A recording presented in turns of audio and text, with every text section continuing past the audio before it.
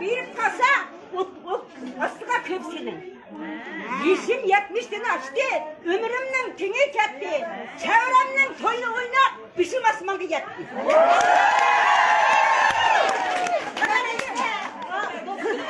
Aldım kaşları kara, biri Kakkok, biri Zeynep, yanlışıp kala, çıkıda bir bilen kanlışıp kala.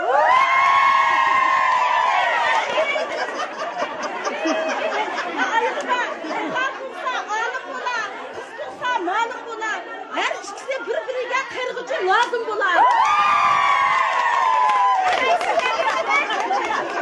O zaman yaşa. Oynanla. Biz bunu toprakacakta basmada işten giyip sen bildirdin kıynak yiyip tolkuk gitti bizge. Başkadan 40 yaş kirgen bulsam ben başkadan bir tolkuk yaptım. Benim için karaya, karmasam işte ya. Sen hayya işimde ya. Güzel oğlu, sizin oğlu. Vicdanını sakla, yaşlılığın ölme. Vicdansızlığa karat bükülme. Çılgıdanlı kadirli asla, kan ödü kusunu sabraysa.